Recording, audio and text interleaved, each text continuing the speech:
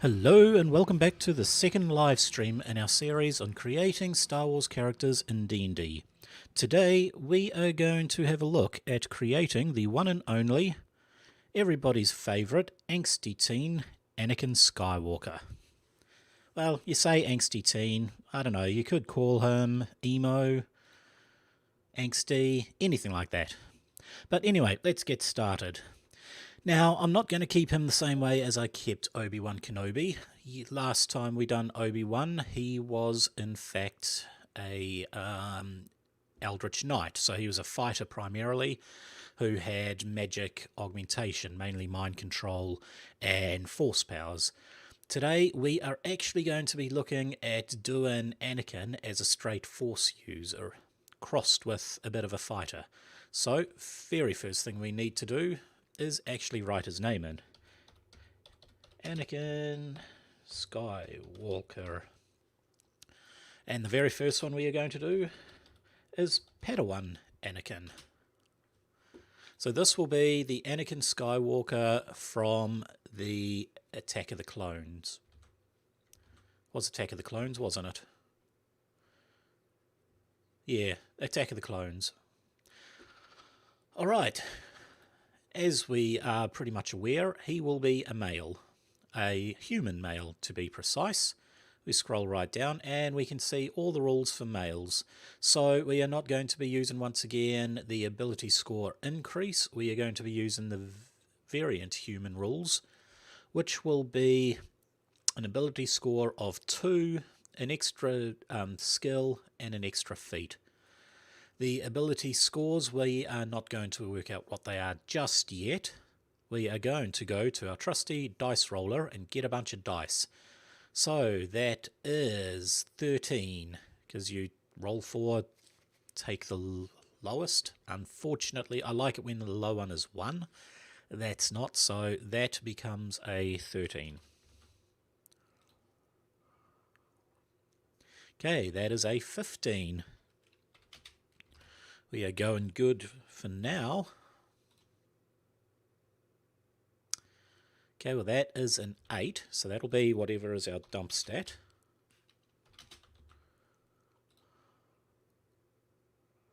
That is going to be a 14.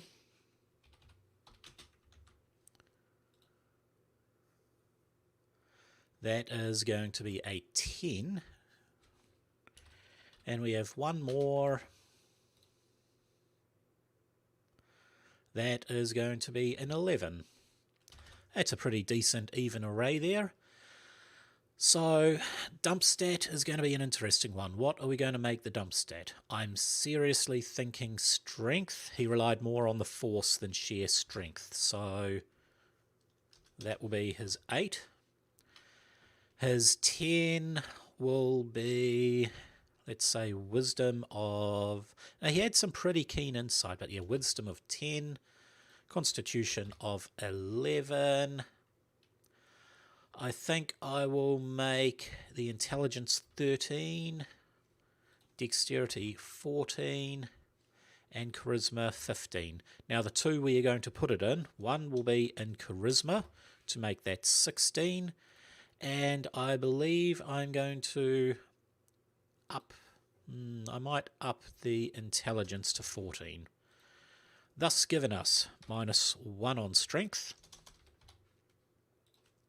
a +2 on dex, a +0, which is 0 on con, a +2 on intelligence, a 0 on wisdom, and a +3 on charisma. Other stats we need to take care of is a skill. Now, I'm actually going to choose acrobatics. The reason for this is he was an incredibly good pilot. He was very good at, jumping around, leaping, that sort of stuff, and piloting skills. If you are riding an animal, that's under animal handling. However, riding skills is part of the dex tree.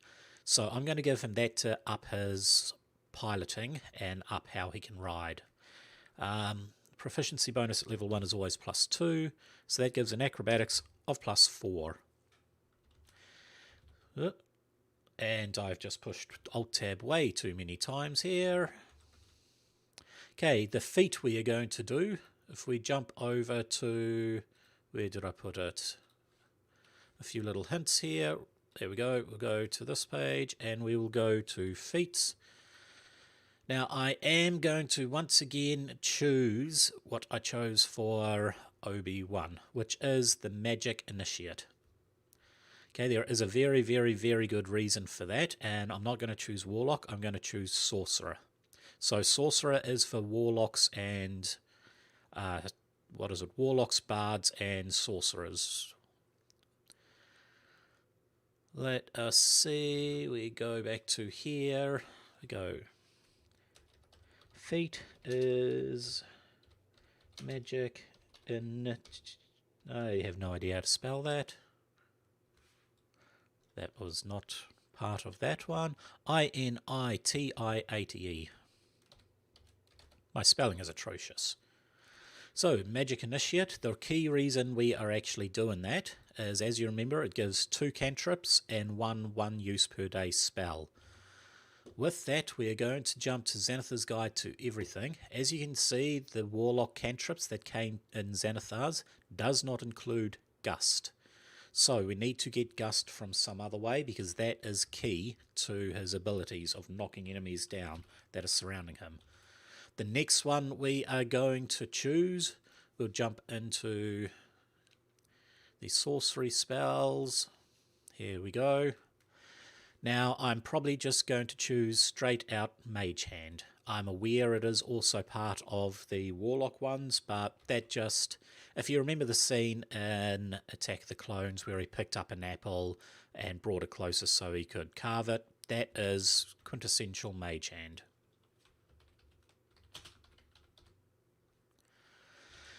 And then the spell we are going to do as a 1 use per day is in fact Jump. Because I don't believe Jump is not actually a Warlock spell either. And every Jedi needs Jump. Don't know why that doesn't capitalise, but I'll capitalise it. So we are going to do *1. This is not going to matter for a while to begin with, but we'll just put it there as we have 1 slot of Jump. Spellcasting ability will be Charisma. And our spell save DC is going to be 8 plus our charisma modifier, which is 3, plus our proficiency, which is 2, so 15. And our spell attack bonus is going to be 3 plus 2, wait, that's 13. It's going to be plus 5. We are going to do a Warlock. Make sure he's spelt right, because my spelling is atrocious, as you all know. Now, one criticism I did have from last one was the simple fact that I didn't include the actual thing. So people who have never played D&D, open this sheet, will not know it, what is written there, without actually having to, look up a website or buy the books. So I'm going to include what they are under additional features and traits. Okay, we now need to, we've done all of that. We have our modifiers there. We've chosen Acrobat. So let's choose a background. The background I'm going to choose from is not going to be the knight as Obi-Wan's was. This one is actually going to be the urchin. Because I see Anakin, he started off on Tatooine kind of as a little urchin boy, so we'll do that. Okay, skill proficiencies is sleight of hand and stealth. So let's choose sleight of hand and stealth. Our dex modifier is 2, so we go with +4 and +4. We get tool proficiency. Now, I'm not going to take those tools. What I am actually going to take, it's going to seem a little bit weird, but it will suit in with his abilities way better. It is going to be, what was it? Droid mechanics. Because if you remember the very first one, Phantom Menace, he actually created C-3PO just out of scrap. In fact, we could probably take mechanics straight, a droid out of it, and just he's mechanics. So he has tools, proficiency with mechanics. He was a pretty good builder. He built his own pod, he built his own droid. We're pretty happy. We are going to need armor. We are going to need to spell armor correctly. You're going to need weapons. And after tools, we put languages.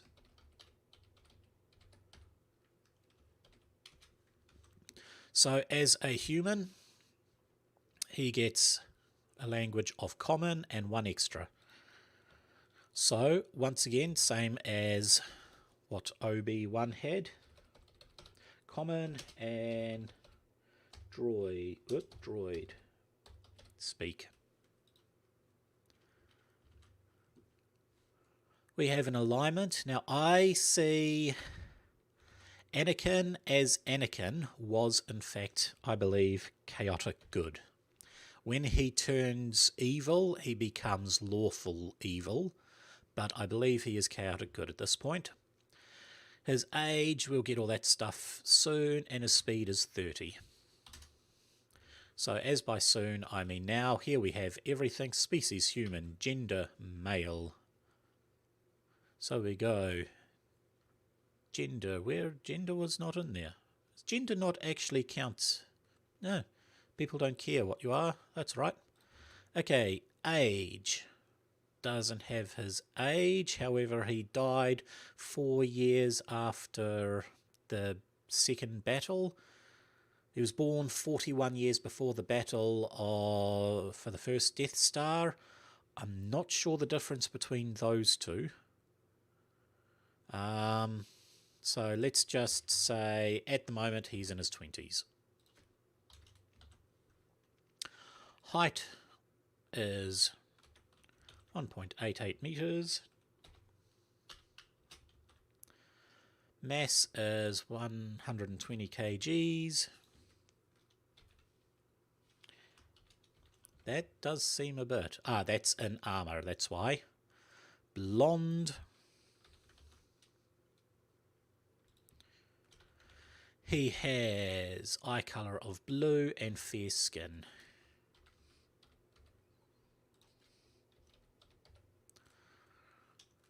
Okay. I believe kilograms is that. We've filled everything out for that. And I believe we are good for humans. We have his background. Equipment, we're going to do our buy stuff, so we can ignore equipment. Feature, city secrets. Now, I am actually going to do something pretty cool here. Bear with me half a sec. Level 1. This way, everybody knows what level you get everything. So if you're following at home, you can see at level 1 he gets these. Okay, his feature is City Secrets. Now, I'm actually going to not have that. What I am going to have is Planet Secrets.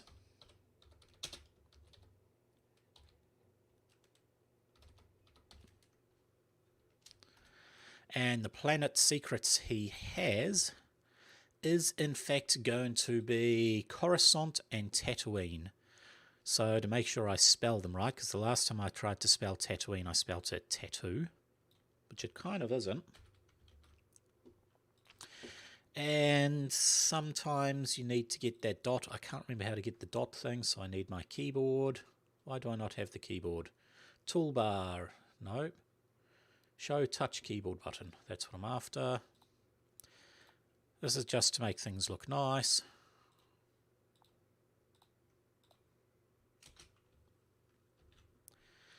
Planetary Secrets, Tatooine. And what is the other planetary secret? Coruscant. So, blah, blah, blah. Do I see Coruscant around there anywhere? Mentioned something about the Coruscant Jedi Temple. There we go. And I'm going to copy you now that I have a dot. Planetary Secrets. Now, Planetary Secrets, what I'm going to do, any features and stuff, this is going to be where they're written. Where they're actually going to be put in is here. Feature Planetary Secrets. What that is when you are not in combat, you and companions you lead can travel between any two locations on this planet twice as fast as you'd normally be allowed. So basically, he can travel real quick on Tatooine and on Coruscant.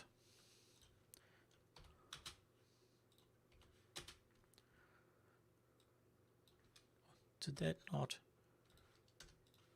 There we go. Okay, we don't know what the Mage Initiate feat is, so we don't need to do that.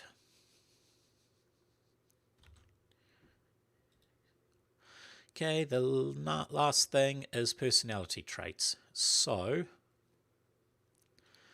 we choose 2 from this lot. I am actually going to have a look at, I blatantly say, what other people are hinting at and hiding. That does sound like an Anakin thing to do. He was very forthright and very direct. Blatantly, so T-A, hinting at or hiding. I really don't know how spelling works in this thing. Okay, the next thing we do, we are going to choose I don't like to bathe. That is not correct. Anakin was very clean. So we're going to make a slight modification to that.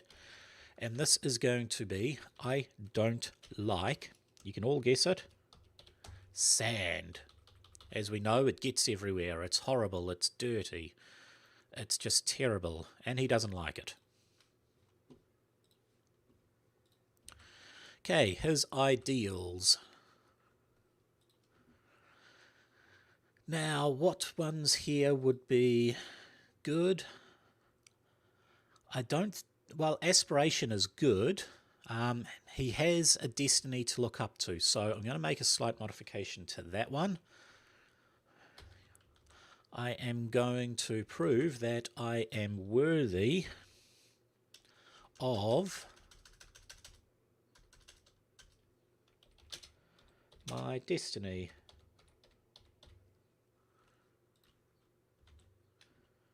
Okay, the bond. No one else should have to put up with sand. I think that is a very good one.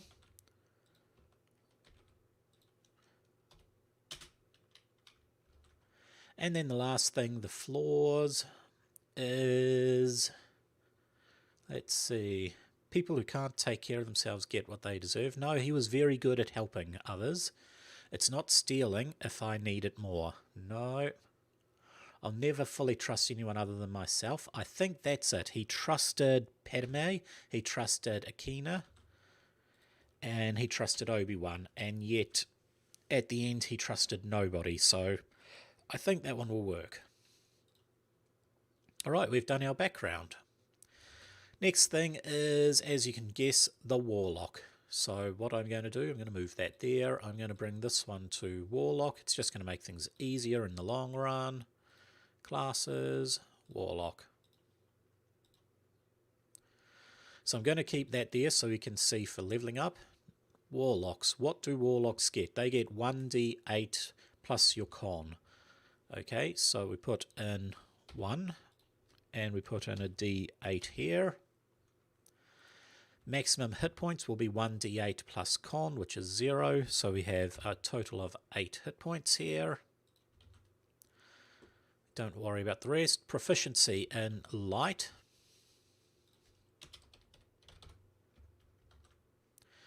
Simple weapons.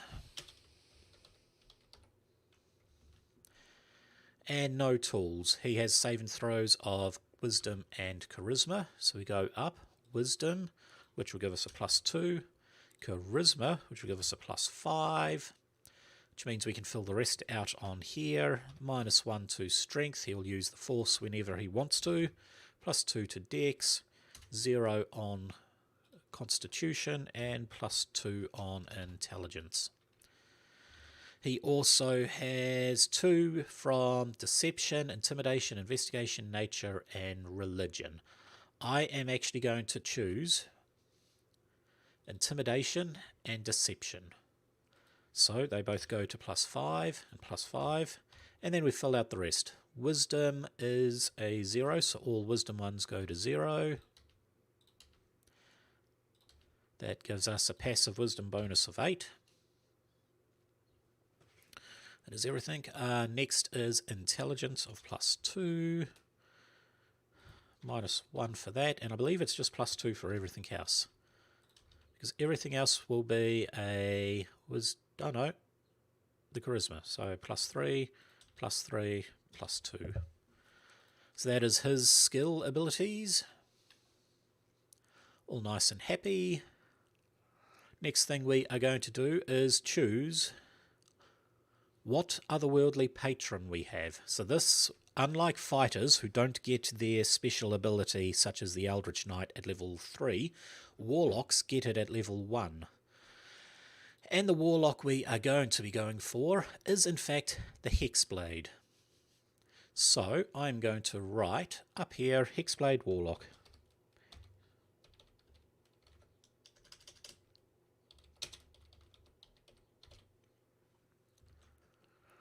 Okay, the features are an expanded spell list, Hexblade's Curse, Hex Warrior. So we'll write down Hexblade's Curse and Hex Warrior. Under proficiencies, here we go. Let's get these done.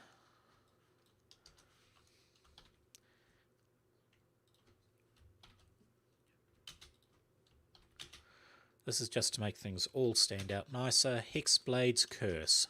Okay, what is Hexblade's Curse? Well, what you can do, starting at level 1, you can curse someone. It is a bonus action, which is very, very handy. And the curse will last for 1 minute. Most combat rounds only last 5 to 6, maybe up to 8 rounds. 1 minute is 10 rounds, because each combat round is 6 seconds. So 1 minute will generally last pretty much an entire combat. If you were doing more than that, then you're not running combat right. You're taking too long. Okay. Hexblade's Curse. We need to target...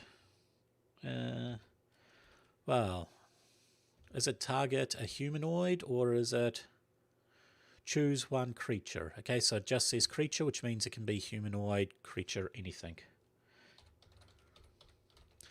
Target creature with this action and get the following.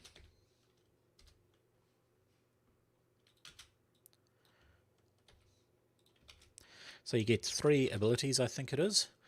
Yes, you do, 3 abilities. You get bonus damage equal to your proficiency bonus.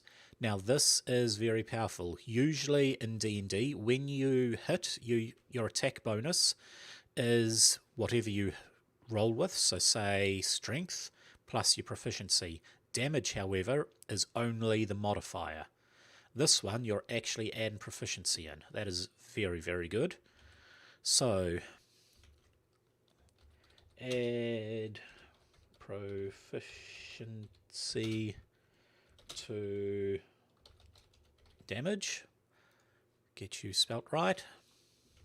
The next thing you do, any attack rolls are crit on a 19 or a 20.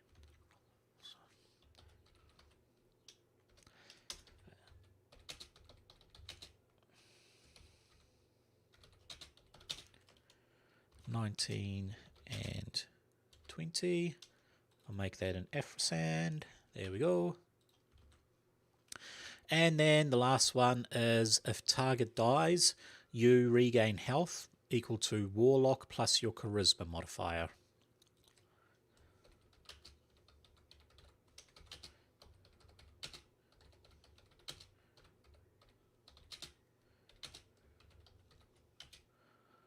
Plus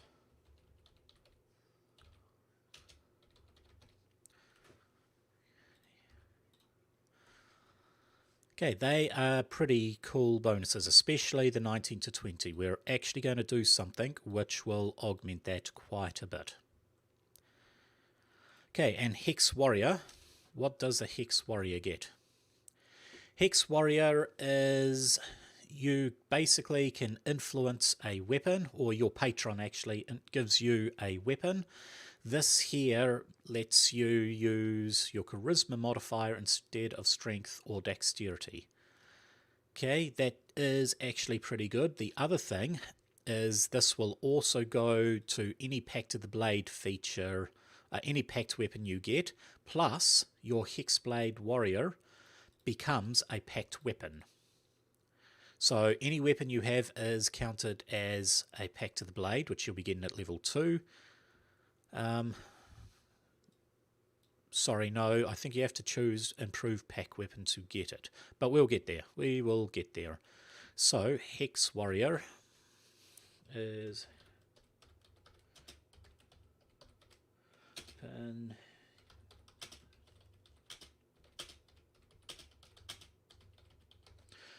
to hit and damage. It can't be a two-handed weapon, but that's fine. Also, Hex Warrior, this is a big one. I forgot to put this in. You gain proficiency with medium, shields, and martial.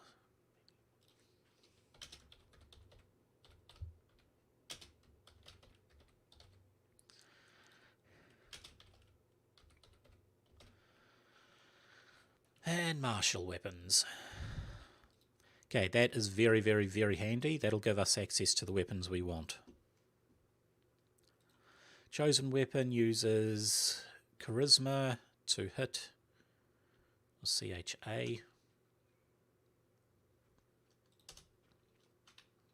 And damage, what else does it do?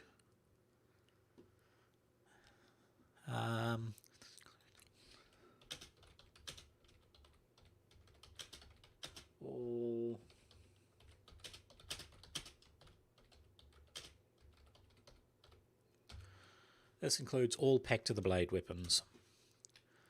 Nice and simple. So, I believe that is everything we get at level 1. Which means we are almost finished a level 1 Anakin. The last thing we have to do is choose his Warlock spells. And his weapons, or his buyback. So, Warlocks get a grand total of 4d... 4 times 10. So let's roll that.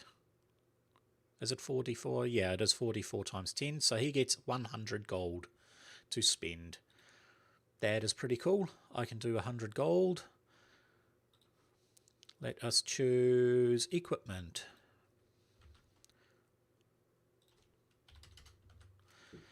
Okay, 100 gold pieces. First thing we are going to do, same armor as Obi-Wan. Actually,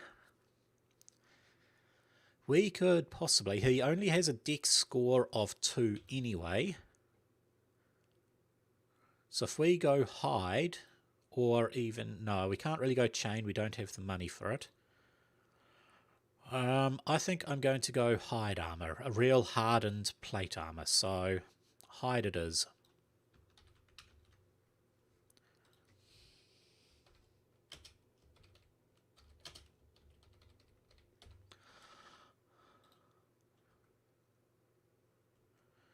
Okay, and that gives us an armor class of 12 plus our dex modifier. Our dex modifier is 2, giving us an armor class of 14. Reasonable. Okay, we are not going to be using a shield at this stage. Our next thing to buy will be straight into the weapons. Once again, everybody's favourite, rapier. So, hide armor was... I think hide armor was 10, wasn't it? Hide is 10, yep. And a rapier is 25, so I've spent 35 at the moment. That drops that down to 65. We're going to do a rapier. This is going to be our Pact weapon, so our bonus will use charisma, which gives us a +5 to attack, and our damage will be 1d8. I believe it is piercing, plus we can actually use... I won't add the proficiency damage because we're not going to be cursing everyone. So I'm just going to add +3. However, we have to remember to add proficiency damage. Hence, it is written here for us. Okay, anything super valuable will be written here. Next thing we are going to get is our arcane focus of a crystal. And that is once again going to be a kyber crystal. And blue. Blue to begin with. Maybe I don't need those. Okay, kyber crystal blue. Is it KHY? Let's see. KHYBER.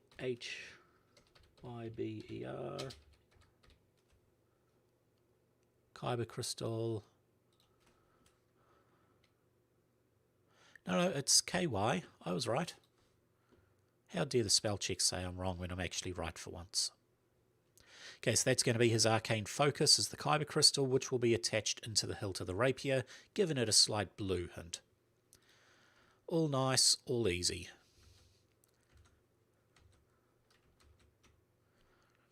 Okay, we can exit out of that. We are going to buy him some robes. They're going to be his Jedi robes for 1 gold. And the kyber crystal was 10, so that puts us to 54 gold left. Next thing we are actually going to do is choose one of these. I am going to choose... I'm thinking a diplomat's pack crossed with an explorer's pack. Yeah, I think that's what I'm going to do. Explorer's pack for 10. Why did that not copy? Explorer's pack, which drops us to 34. And I can't get the diplomat's pack because it's 39. Well, that sucks.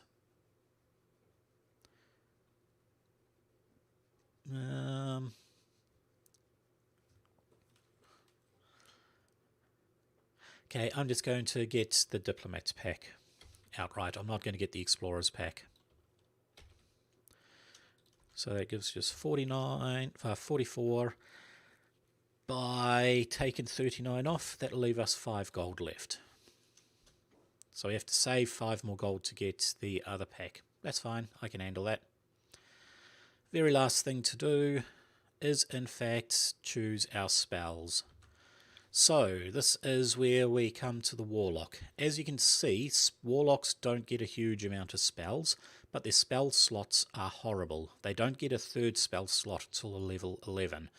The big thing with this is, A, they have invocations, which give you free spells that become cantrips, and every spell slot, every 2nd level, goes up 1. So by level 10, all your spell slots will be level 5th level. That means they'll automatically be heightened up. So what we want to do is do appropriate spells that actually can be cast at higher levels for him. Also cantrips known too. Right, we'll go off to here, the cantrips. I don't want Warlock, here we go.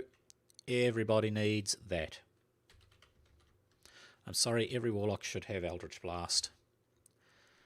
And Eldritch Blast, I'm also actually going to add into here. Eldritch Blast, attack bonus +5, because it is 1d10 force damage. Okay, that's very appropriate. Extremely appropriate. Now, was there any cantrips here that I wanted to get? I don't believe there was. So, I will choose True Strike. It seems a bit... Yeah, True Strike kind of has a bad rap. It's a little weak, to say the least. But it does suit Anakin's style, and I'll show you why later. Actually, I can show you why now. If I were to find True Strike... Here we go, True Strike. You extend your hand and point a finger at the target. It's one action, so you have to concentrate on it. Your magic grants you a brief insight into the target's defense. On your next turn, you gain advantage on your first attack roll against the target. Okay, so you must maintain concentration on it. That's going to be key for a feat we will be getting soon. But your very next attack is advantage. Advantage lets you roll 2d10 and take the highest. And if we are critting, as you can see on a 19 or 20, that pretty much... I mean, that gives us a 1 in 20 chance. That gives us a 2 in 20 chance. By doing advantage, that'll increase it to a 4 in 20 chance. Or, yeah, I think the math is kind of correct on that. But we effectively, with advantage, we have a higher chance of getting a 19 in 20 than we would otherwise. And that is going to be very key for another upcoming ability. Now, our spells, we get 3 spells to begin with.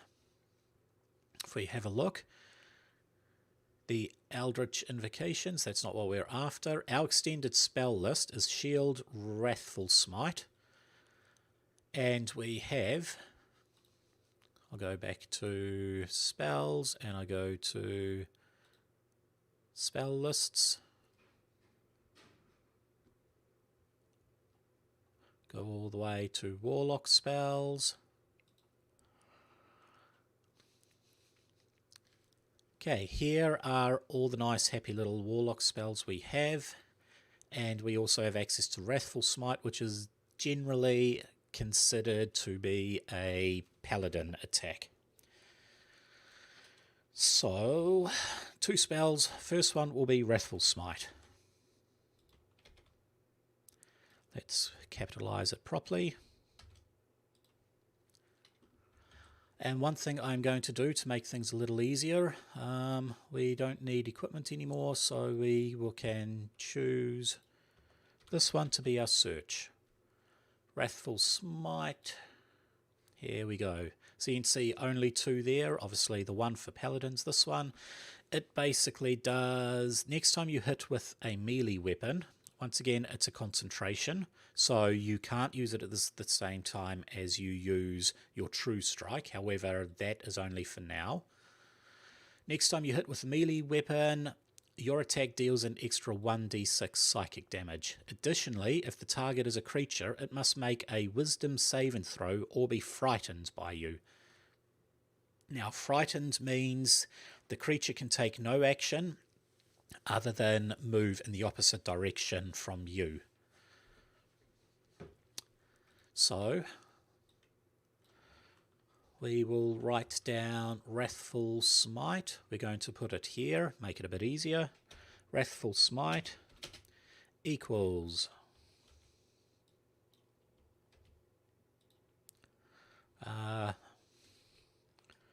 1d, it was 8 or 6, 6. 1d6 psychic. How do you spell psychic? P-S-Y-C-H. Psychic. And wisdom save or be frightened. Wisdom save versus frightened. Okay, that's going to let people know what that is. See, making things easier all the time. Next one we are going to do, I will cancel this stuff here. Hellish Rebuke. This is amazing. Okay. Hellish Rebuke, and do you Hellish Rebuke. Oh, Tieflings get it. Hellish Rebuke, Hellish Rebuke, Hellish Rebuke. Alright, this is one reaction in which you take in response to being damaged by a creature. Alright? What it does is it takes 2d10 fire damage on a failed save, or half as much on a successful save, and every level you go up, it does an extra 1d10. So by level 10, we will be doing all of our spells at 6d10 fire damage. Someone hits us, we can do up to 60 fire damage on them as a sort of vengeful, how dare you hit me.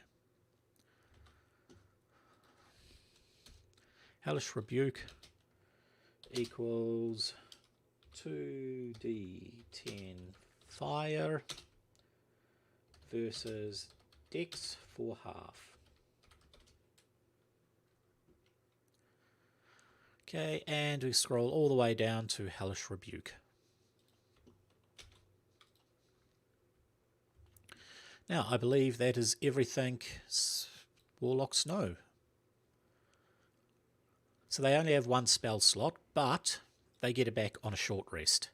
Usually within a D&D game, you're going to possibly be having combat 3 or 4 times per rest, which means a sorcerer who can cast 3 or 4 spells at level 1, depending on equipment and build and stuff, they're locked off to that. A warlock at level 1 can also do the 3 spells, 1 per combat encounter, plus every short rest, which means every 10 minutes they are doing nothing, they get their spells back and can cast those 2. So I'm going to do 1 spell slot. I'm just going to have a drink.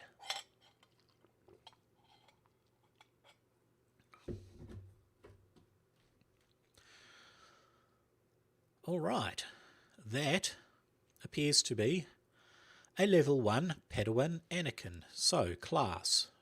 He is not a Hexblade race. He is a human. A background of urchin. Urchin. I don't think that's how you spell it. Player's handbook. I probably should have spelt it beforehand. U-R-C-H-I-N. I spelt it correctly. Okay, and no Star Wars. No experience points. There we go. A level 1 Warlock Anakin. I'm pretty happy with that. He seems to be pretty well built out. He can do kind of as much damage as a fighter can. His big ability is a sheer force push. He uses the force and just turns people into a gooey paste. Very, very, very handy. Alright, so we'll save this guy. Now, we're going to level him up. So we are not going to have Padawan Anakin. We are going to have... he was a Jedi before becoming a Sith, wasn't he? So, General Anakin from the Clone Wars.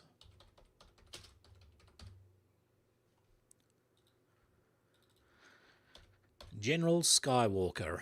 His level will now be level 5. What do we get at level 5? Well, the very first thing we do is we get another 4d8 hit points. So we go to this. 2, 3, 4. Wow, that's terrible. Let's have a roll, eh? 18. Not happy with that. 18, I guess we're doing 18. So we take the 8 and we put that to 18, which is, my spelling is terrible, my maths is not much better. That and the 16, which is 20. Oh wow, I know 18 and 18 are 32. What is 32 minus 8 is 24, isn't it? Yeah.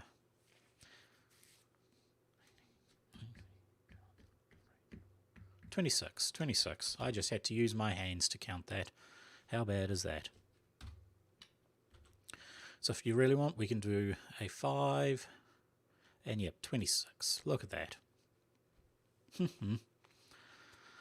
Alright, what else do we get when we level up? Well, let's go level by level. Level 2, our bonus proficiency stays at that. We get Eldritch invocations. We get 1 more spell and 2 invocations. What are invocations, you may ask? That is one of the coolest things about Warlocks. We scroll all the way down to invocations. We are still getting there. Extended spell list. Okay, here we are. Eldritch invocations. First thing I'm looking at doing is agonizing blast. When you cast Eldritch blast, you add your charisma modifier to the damage it does on a hit. Pretty nice. Actually, you know what? I'm probably not going to do that because I'm thinking Devil's Sight. Devil's Sight is basically Anakin being able to see in normal darkness all the time. It's like having dark vision on steroids. He can see in low light, perfectly clear. He can see perfectly normal in darkness, whereas dark vision, you can only see darkness in shades of grey. And it's both magical and non-magical, up to 120 feet. Most is 60. So I'm going to do Devil's Sight. Level 2 is going to be Eldritch Invocations, and that's going to be Devil's Sight.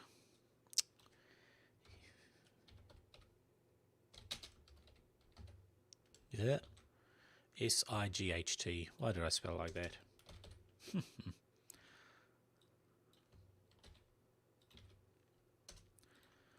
And these are his Eldritch Invocations. Actually, I think that's spelt with lowercase. Invocations.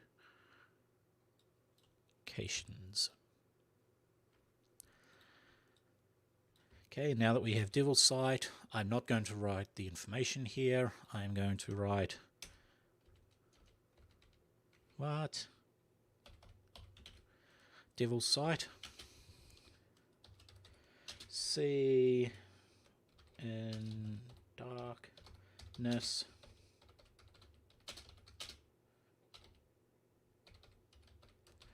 for 120 feet. Okay, that is going to be his great one. He gets a second one, as you can tell by there. We're not going to choose one. We are going to choose one. We can literally choose absolutely anything you want, but it's not going to make any difference. How about we choose that particular one there, okay? We've already got Deception and it will give us Persuasion. It doesn't really matter. For a very good reason. I'm actually going to do that. And the reason will be level 3. Now the rules, you can't choose invocations as soon as they are available to you. So once you meet the prerequisite, one of them has a prerequisite of something you can't get to level 3, but when you can choose it, you can take one out that you're not using and add something else in. So level 2 also gives us one more spell to know. What spell is that going to be? Well, that is a good question. What did I write down? I'm actually going to write down Cause Fear. I believe it comes from Xanathar's. Yes, Cause Fear. When Anakin walks into a room, everybody poops themselves.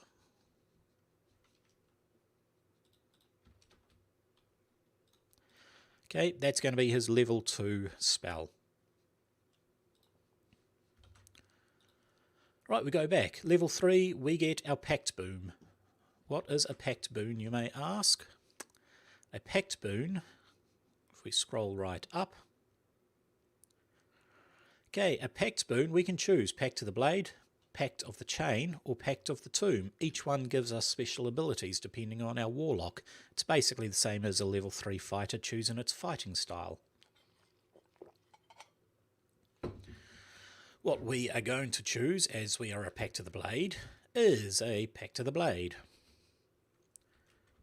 So we go all the way back up here.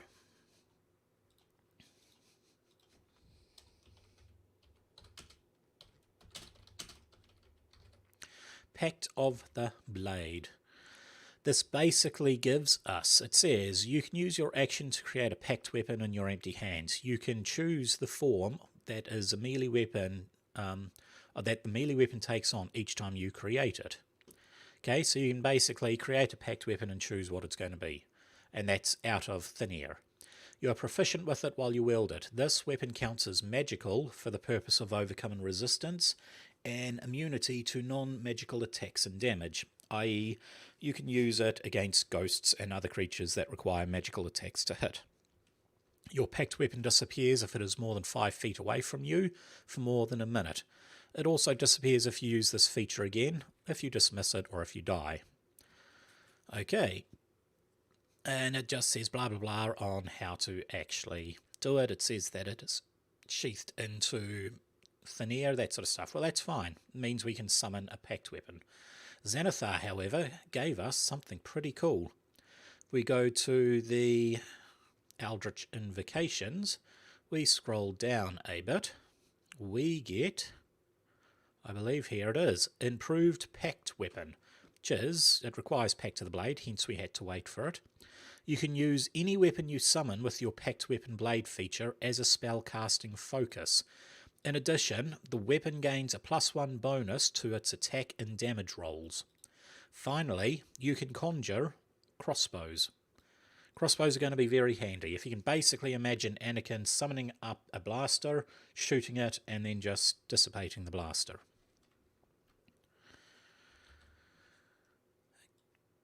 So off we go here. IMP Rogue.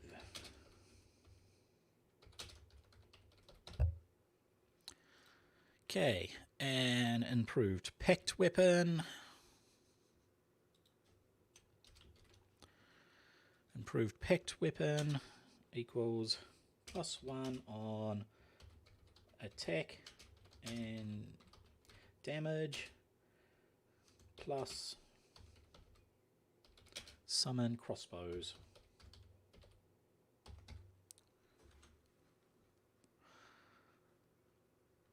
Okay, this basically +1 attack. No, weapon is a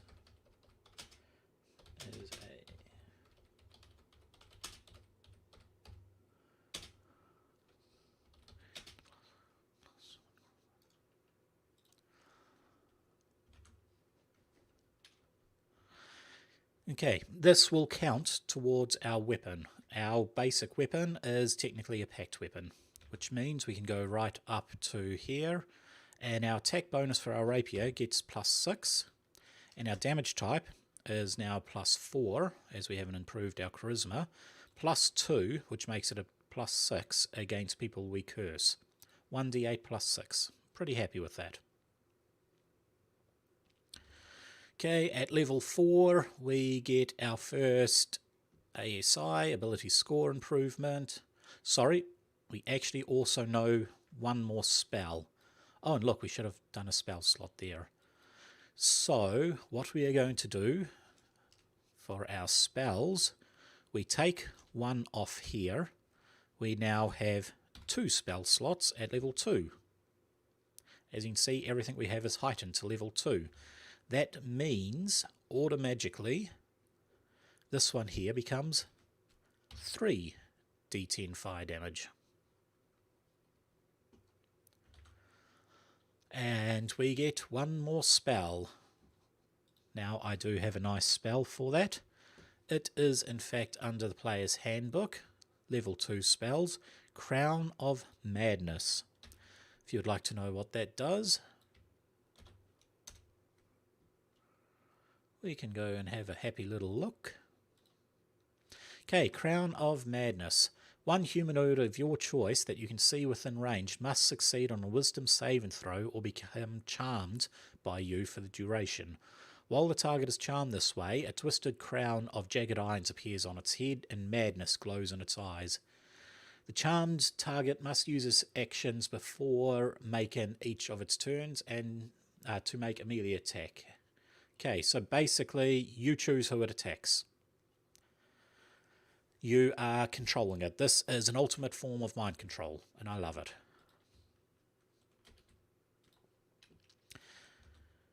And I believe that is... yes, ability score improvement. We also get another cantrip. We should have a few more spells, shouldn't we? We did two. Let's see, how many spells do we have? Level 1, 2. Yeah, we missed our level 3 spell, didn't we? Silly me. Oh, no, our level... Wait. Yeah, that's our level 3 spell. Our level 4 spell. Sorry, I am jumping all over the place. Because we are on level 4 with our ASM, I missed doing that. So we've just jumped back and done that. We're now doing our spells known. We are actually going to be choosing the spell from Xanathar's. If we scroll back up to our Hexblade, we are going to be doing Branding Smite.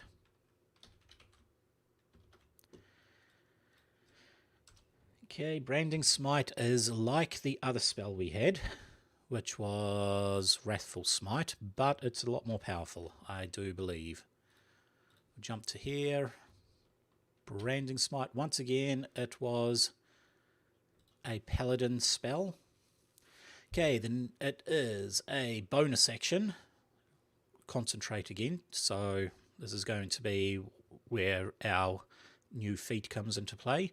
The next time you hit a creature with a weapon attack before the spell ends, the weapon gleams with astral radiance as you strike. It deals an extra 2d6 radiant damage to the target, and at higher levels, it gets another 1d6 for every slot above second. So we are going to go Branding Strike. At the moment, still only second. Scroll up to here. Branding Strike equals 2d6 radiant. I have spelt that totally wrong, haven't I? R-A-D-I-A-N-T. R-A-D-I-A-N. I spelt it right. What is this madness? I'm getting things spelt correctly.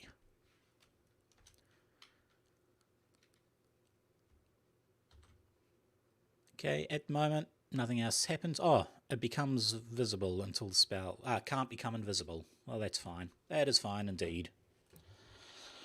Right, our big level 4 improvement is our ability score improvement. We are not going to choose it because when you get a ASI, you can in fact choose a feat. So we're going to leave our ability scores as they are. We are going to go to the Tal Dorai campaign setting released by Matt Mercer. And we're going to choose the dual-focused feat. So level 3. Level 4 is going to be a feat.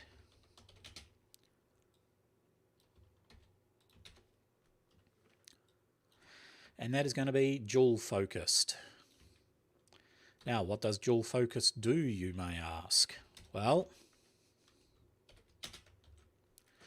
dual-focused basically lets you maintain concentration on more than one spell at a time. Very, very handy. If he has True Strike locked onto a target, and then he needs to do something like Branding Strike, well, now he can. So, if you attempt to cast a spell that requires concentration while already concentrating on an existing spell, you can maintain concentration on both spells. In other words, let me get this nice and correct. I like things being formatted properly.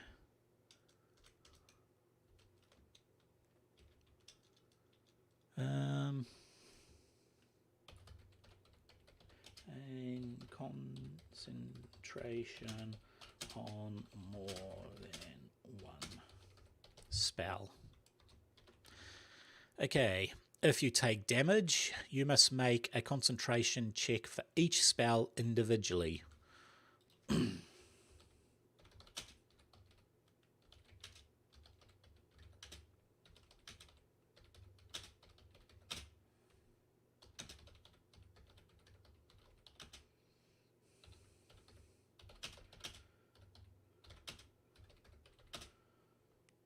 Spell. Okay, at the end of each of your turns, if you have 2 spells you are concentrating on, you must make a concentration save and throw equal to D10 plus both spells levels, which will be level high for a Warlock, unfortunately.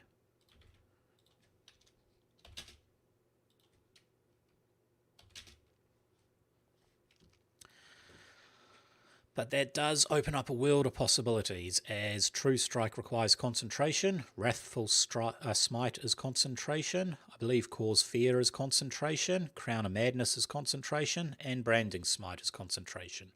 All of these spells, you'll be able to cast one and that's it. Now we're open to more than one. Extremely handy for a Warlock. And it kind of suits Anakin, I think. I mean, Anakin definitely could maintain a lot of concentration. Anyway, back to our final one, level 5. It's our first proficiency bonus increase,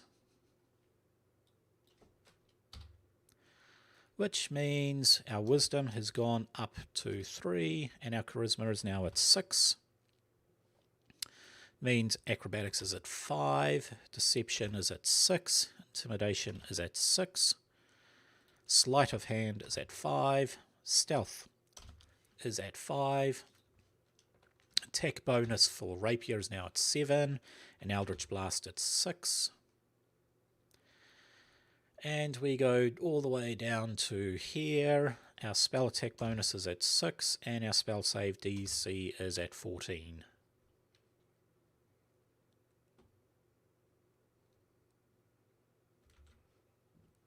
Okay, was there anything else that we get? Well, it doesn't look like much, but we get another invocation. And, of course, another spell, and all spells are leveled up to level 3. So let's do the spells first, shall we? No longer have 2 of you. We do have 2 of you. And I am going to go for a basic one. I mean, most of his spells are actually pretty close to done. I'm just going to let him dispel magic. He uses the Force just to get rid of any magic that is around, should it be needed. Super simple, super easy. Okay, what was the last thing? Our Eldritch Invocation.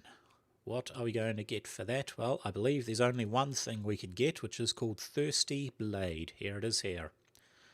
You need to be 5th level, hence we're getting it now, and have Pact to the Blade, hence we got that. You can attack with your Pact weapon twice instead of once when you take an attack action on your turn. So, we go up to here.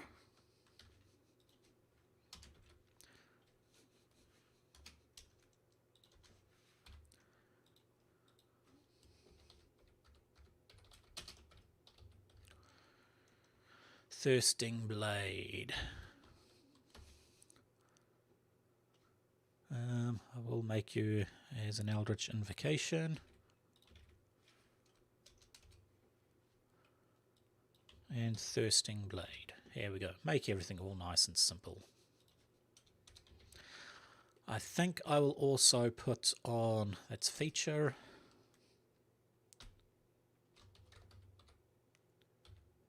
Feats.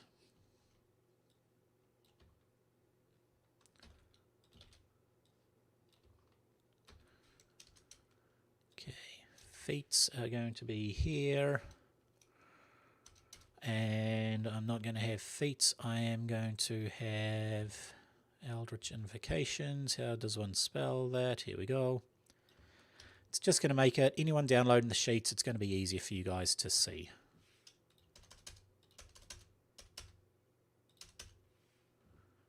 Invocations, Devil's Sight. Okay, improved Pact weapon. And then Thirsting Blade.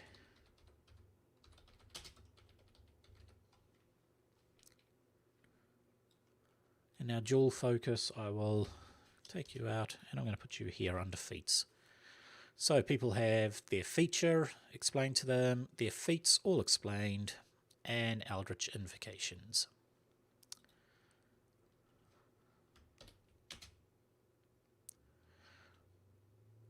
That shouldn't be D in the darkness, that should be C in the darkness. Right.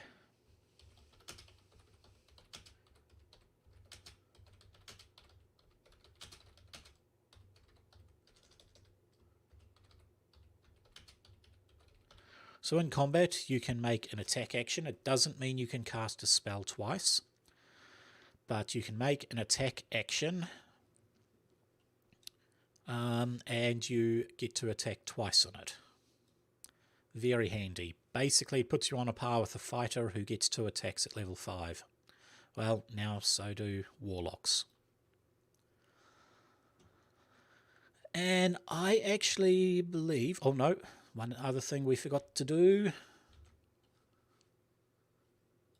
This here, spells have gone up to level 3, which means Hellish Rebuke is now 4d6. Branding Smite is 3d6.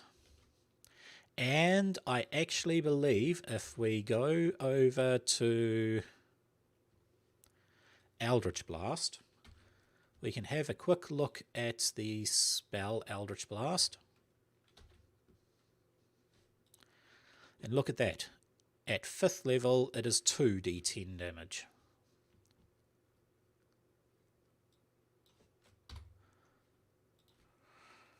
Alright, I am getting very happy, and this is General Skywalker. He has a bit of an edgy anger to him. If a droid or someone, you know, an enemy hits them, he can hellishly rebuke them, doing 4d10 fire damage. In combat, he can usually attack twice at a +7 for each attack, and each attack is doing 1d8 piercing plus 4.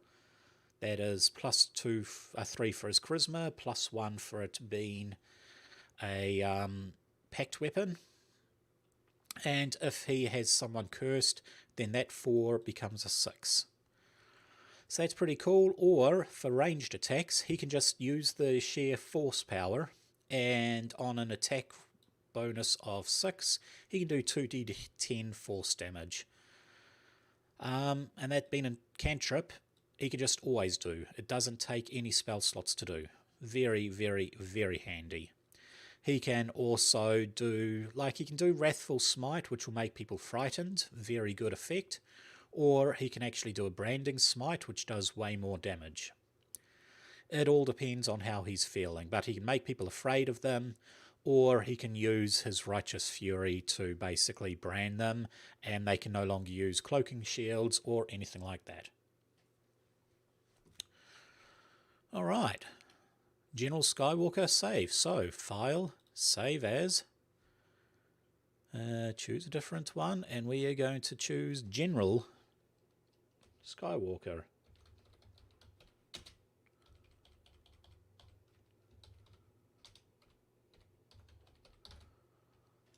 General Skywalker. There we go, Skywalker. Why is that saved there? That shouldn't be there. There we go, General Skywalker. So our very last thing is going to be taking him up to the very last level, level 10. Sorry, I just need another drink.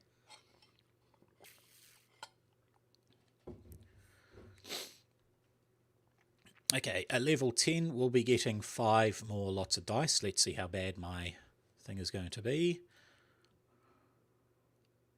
Okay, 25. So 25 plus 26 by my count should be 51. I can do math like that. And that is 10. Alright, let's go level by level. Level 6. Well, we get an otherworldly patron feature. We get one more spell. Okay, let's choose the spell first. Now, level 6, I do have a list of what I chose.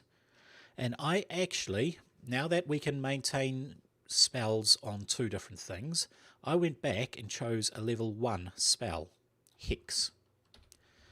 So Hex is effectively our Hexblade, but a second one. Technically, we can now do it on 2 different creatures.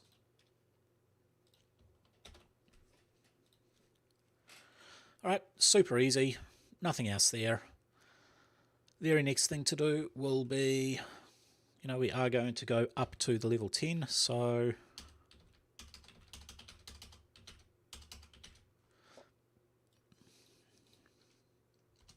six, level 7, level 8, level 9, and level 10. Okay, 6 is going to be our otherworldly patron feature. That is done in Xanathar's Guide. What is our level 6 ability? It is called Accursed Spectre.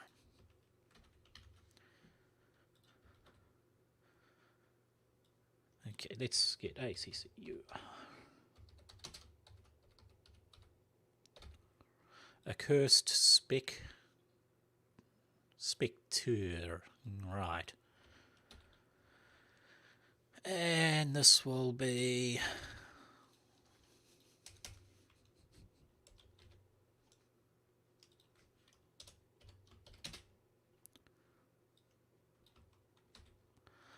I know my pedantic getting everything happy is driving everyone nuts.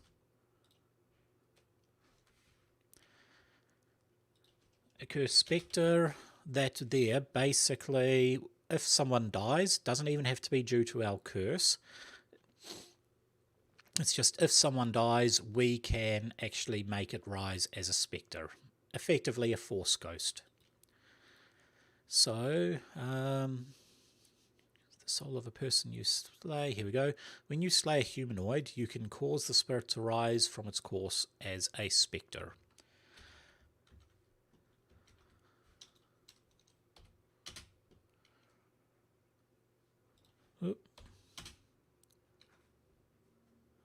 Alright, nice and easy.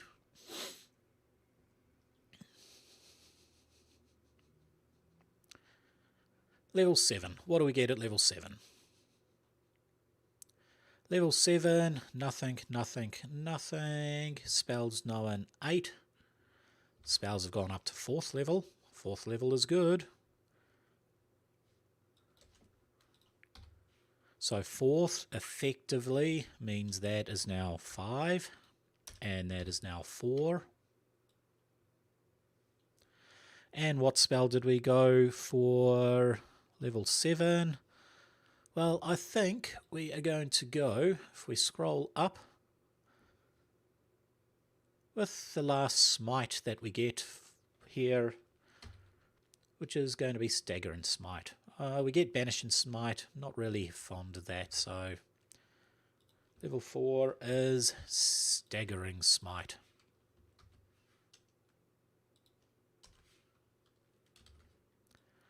And what is Staggering Smite, you may ask? Well, let's have a look. Okay, it is once again one bonus action, concentration. The next time you hit a creature with a melee weapon, attack during the spell's duration, your weapon pierces both body and mind. The attack deals an extra 1d4 psychic damage to the target. Okay, on a failed save, it has a disadvantage on attack rolls and ability checks and can't take reactions until the end of the next turn. That's pretty cool.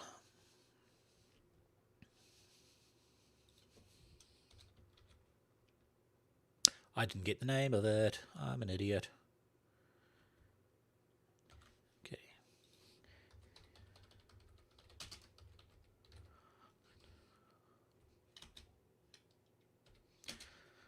equals 4d6 psychic.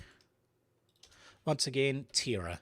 So apart from the fire one, everything, well, okay, fire and radiant, he's primarily using psychic damage and force damage.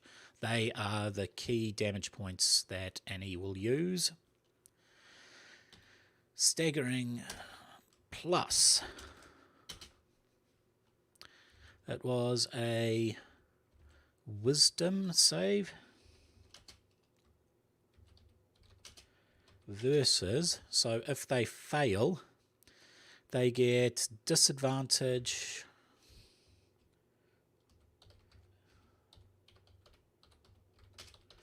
on attack.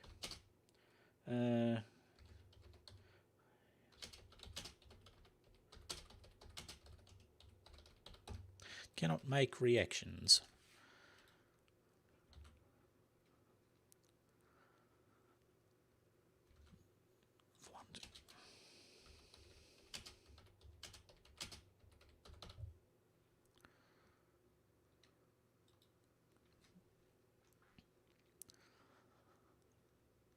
Right, now what else was there?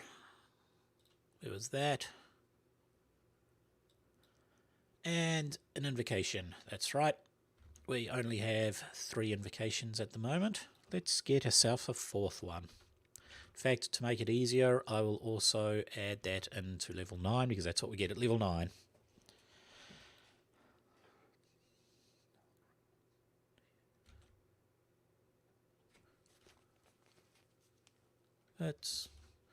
That's weird. That's meant to be a C.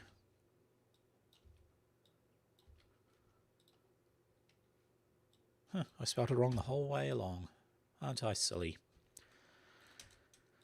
Okay, Eldritch Invocation.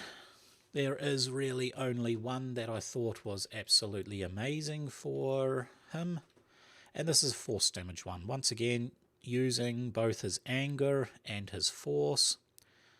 And it is not Master of Hexes. Here we go.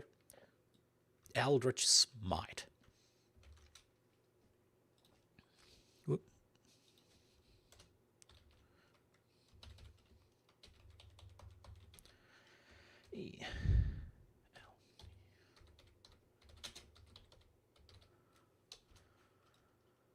What does Eldritch Smite do?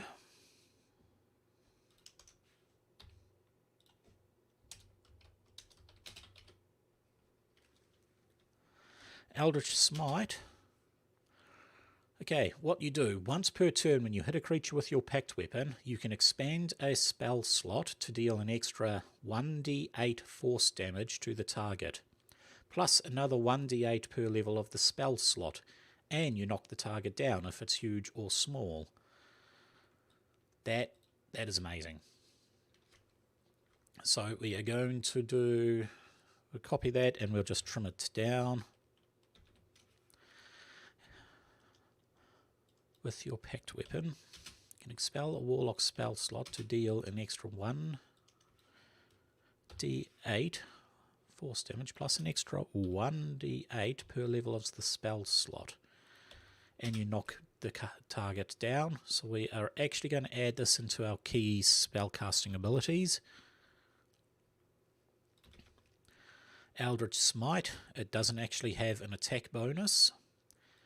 And it does, at the moment, 1d8 plus 1d8 per level of the spell slot. Well, we are, as you can see, we scroll right down here, our spell slots are level 4 at the moment. So that 1d8 is 1 plus the 4, which is 5d8 force damage. Once again, a massive amount of force damage. And it's kind of, you know, he just builds up his anger, thrusts straight in, boom, 1d8, 4d8 force damage. And that's just going to get bigger the higher the levels here it gets. Alright, that's level 7. Level 8. What does level 8 give us? Another ability score improvement. One more spell. So let's work on the spell Still at 4th level spell slots. So I'm going to choose a nice and simple one here. I am going to go all the way to level 4. Is it Xanathar's Guide? Look at that. Charm Monster. This is just going to let him, any rancors that attack him, well, he can just charm them at will. No issue. And our last ability score improvement is going to give us our final feat, which will be Combat Caster. Oops.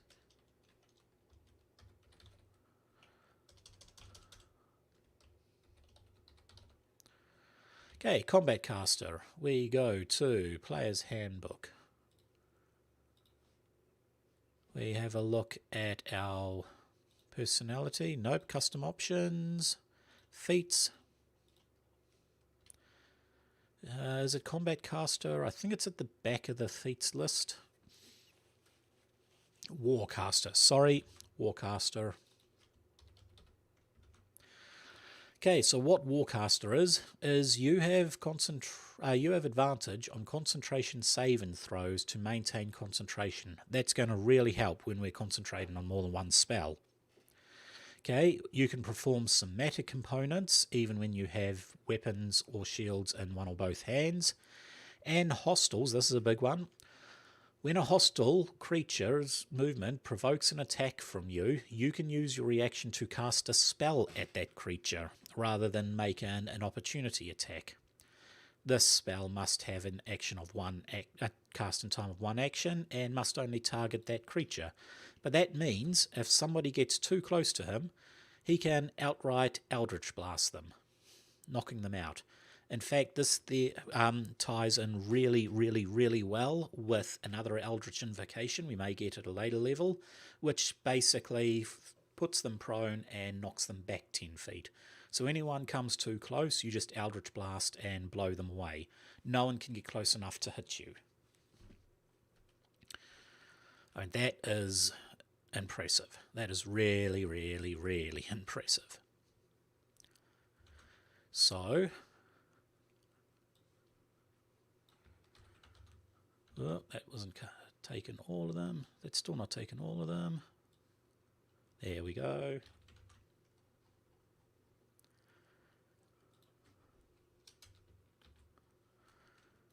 Wow, that is so terrible.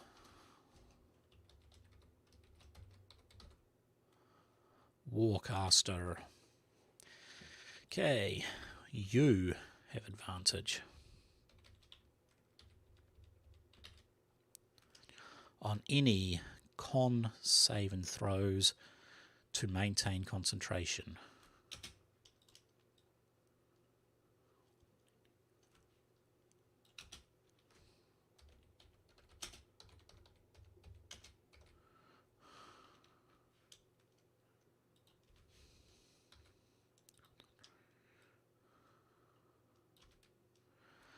Okay, you can perform the somatic components of spells even when you have weapons in one or both hands.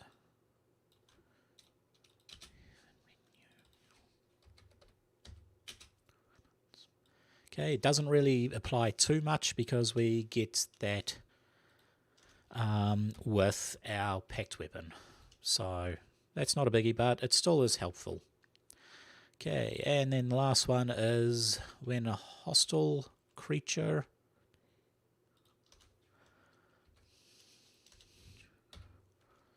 provokes an attack of opportunity, you can use your reaction to cast a spell at the creature. Okay.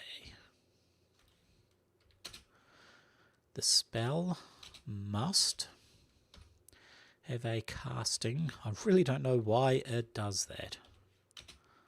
Of 1 action and must only target that creature.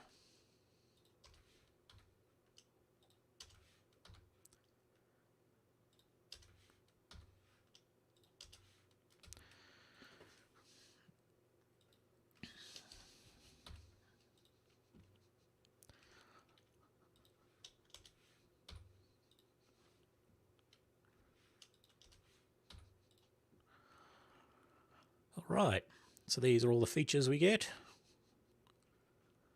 I believe level 8 is done. Last one is our very last Eldritch invocation. Now this is a tricky one. There are in fact 2 that I want. So let's have a look at them, shall we?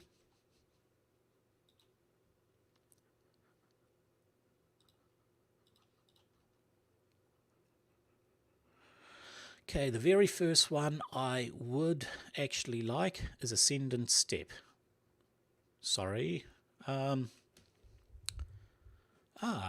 is the jump one? Because that's Levitate. Where's the one that just lets you jump?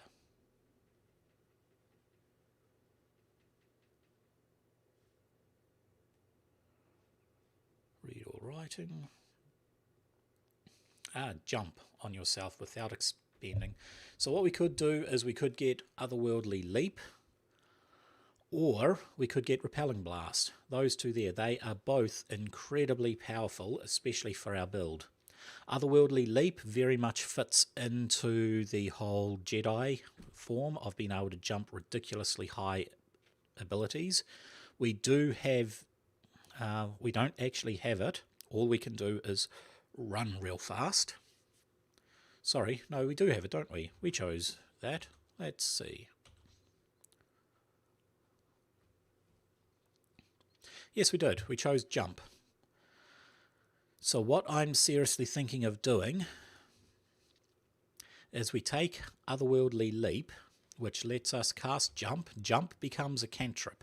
That just lets us jump around whenever we want. Very, very, very much like a Jedi. And then we change that to Expeditious Retreat, which lets us once per turn effectively teleport to another place. I mean, it's not so much teleportation, it is more, I think it triples your running speed, so you can run incredibly fast for a short duration. So yeah, I think I'm going to do that. Repelling Blast, while that is good, I think that can be saved for another level. I mean, it, like I said, it really, really, really works out with this particular Warcaster. Because someone comes close to you, you can use your reaction. Remember, you only get 1 reaction per turn, but you can effectively use your reaction to hit them with Eldritch Blast and then blast them back 10 feet away from you, forcing them to either come closer again or do nothing.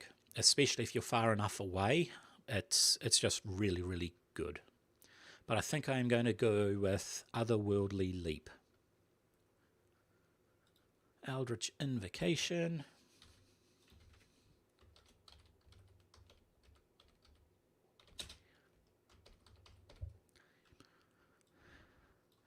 And that is going to give us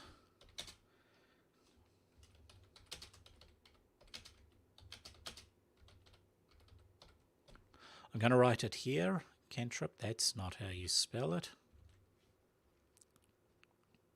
C-A-N-T-R-I-P.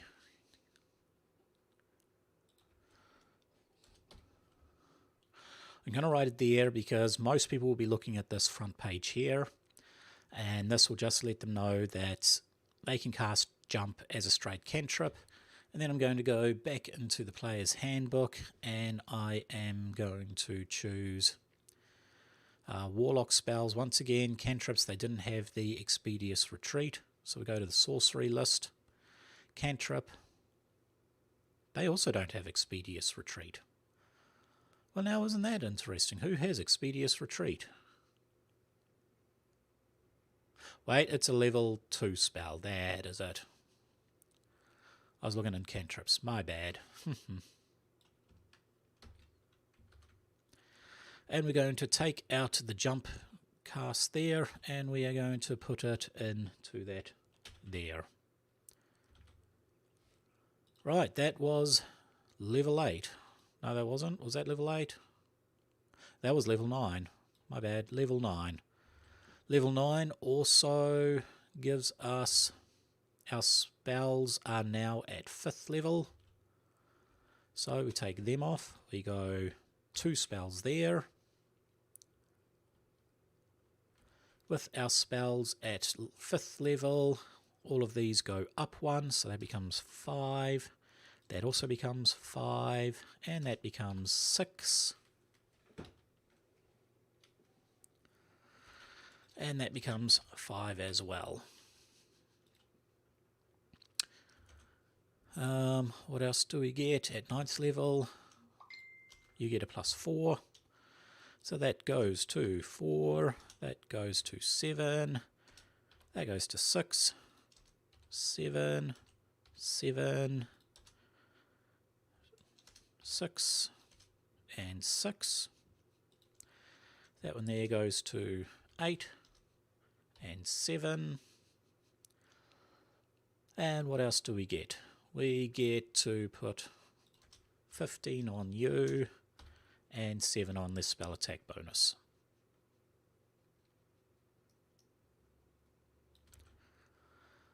Okay, 9. We also get another spell. This one is going to be an interesting one. It basically, as we've just chosen Expeditious Retreat, we are going to choose something fairly similar to it, but in the form of a Xanathar's spell called Fast Step. Basically, this is the one that I was talking about. Lets you teleport, I think, about 90 feet from memory. Let's see. Nah, we'll just, yeah. I believe it lets you teleport 90 odd feet.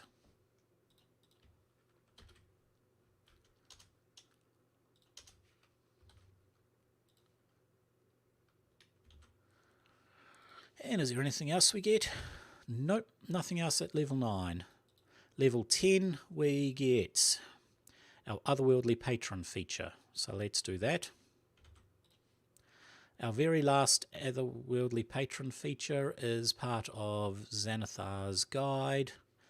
It's right here, Armour of Hexes. At 10th level, your hex grows more powerful. If the target cursed by one of your hexes makes an attack roll, you can use your reaction on a d6. On a 4 or higher, the attack misses you. Wow, that's just so powerful.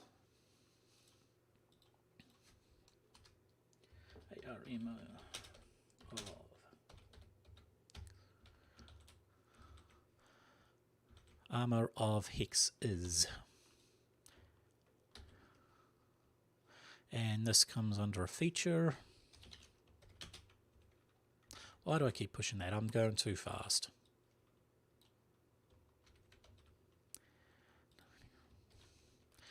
At 10th level, let's go. If a target cursed by your Hexblade's curse hits you, not bits you.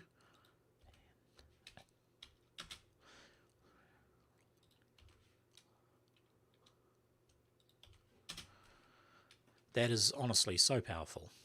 It's basically, you can use your reaction to get a 50% chance of completely missing an attack. Now, it is an attack roll. Attack rolls count as spell attack rolls, but they do not count for spells that just require a spell save. So things like Fireball, which requires a Dex spell save, doesn't count for this. However, things like your Eldritch Blast, which does require an attack roll, that will count for this. Okay, what else do we get at level 10? Well, we get a final cantrip. And it's been a long time, so let's take it. We are going to go straight for friends.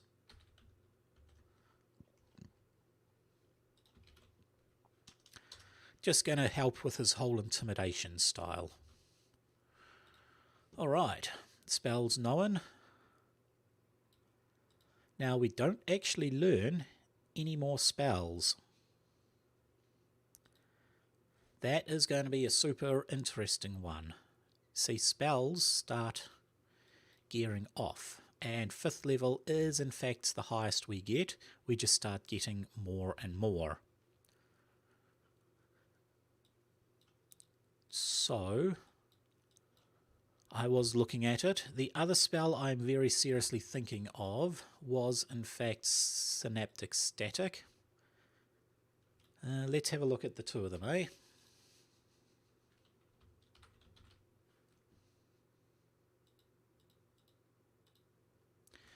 Okay, you choose a point. It causes psychic damage to explode there. Now, I can see this as part of Anakin's general attack. I mean, you look at it and it's basically causing massive amounts of fear and huge amounts of damage to a bunch of people straight away. So you can imagine, as Darth Vader, he opens the door, there's a whole heap of rebel troops there. He just raises his hand, all the rebel troops are now screaming in fear, running around and dying. Oh boy, I've got a dry throat. So yeah, I think I'm going to do this one here. I'm going to change my spell from Fast Step to that. I'm going to spell it correctly.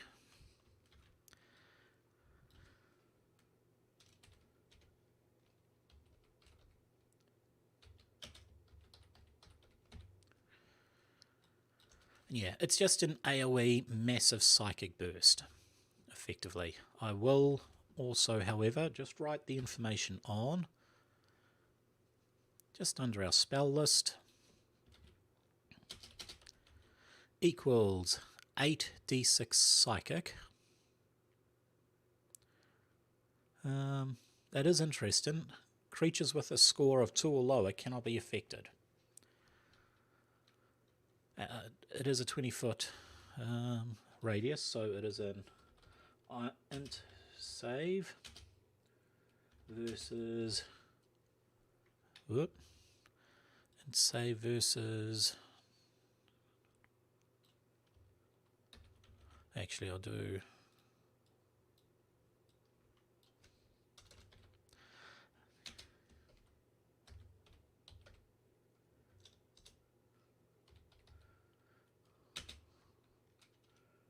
versus int half if you save it. Okay, on a failed save, it rolls. Yeah, after a failed save, wow. I'm going to write this in, but I'm going to see how much smaller I can make it.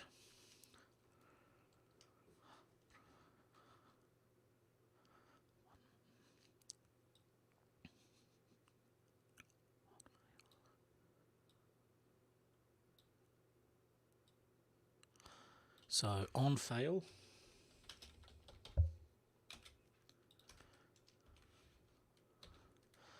one minute, during that time it rolls a d6 and subtracts the number, subtracts from all the number from all attack rolls and ability checks.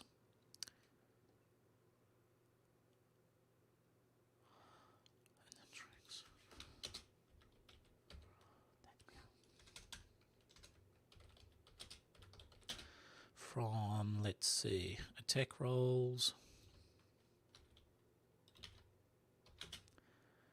ability checks, and constitution save and throws.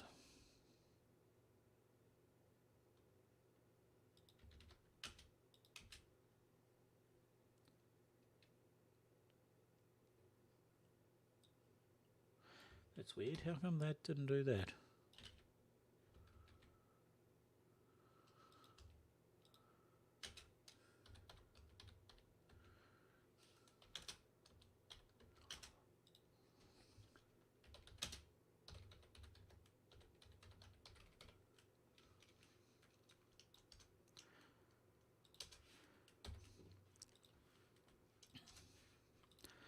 Alright, I think we are done. We have a Sith Skywalker, and this is from the Sith.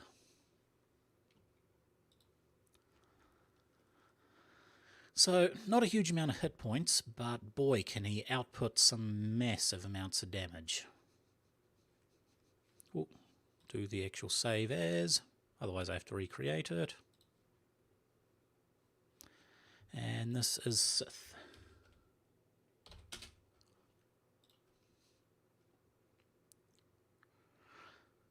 Okay, so once again, thank you for watching. This one's been a bit longer. There was a bit more in depth into creating warlocks than there is into fighters. I have a few more of these ones for the Star Wars, plus I'm going to start doing another series, which will be the Hobbit characters and the Lord of the Ring characters in Pathfinder 2nd Edition. That will be on Fridays. I'm going to make Mondays D&D Mondays and Fridays Pathfinder Fridays. Probably going to do something on Wednesday, I'm not 100% sure, but join me and find out. And that's going to bug me for the rest of eternity if I don't do that. So yeah, after we've done this, what we are going to do, once we've created all 4 characters, we're actually going to possibly look at doing a bit of role-playing with these particular characters, with a couple of fights, just to show you how powerful this guy truly is. So thank you for watching. Don't forget to join in on Tuesdays or Wednesday nights for the XboxCast live stream on all things Xbox, as well as our Game Face live stream. And join me next week for Monday D&D, which we'll be doing most likely Yoda and Darth Sidious. We'll do them together. And join me on Friday when we will be creating... That's a good option. Who are we going to create? Someone comment and let me know who we are going to create. It'll be one of the key members from the Lord of the Rings Fellowship. Most likely Gandalf, but we can do any of the other Fellowship. So you let me know and I will create it for you. Okay. Thank you and farewell.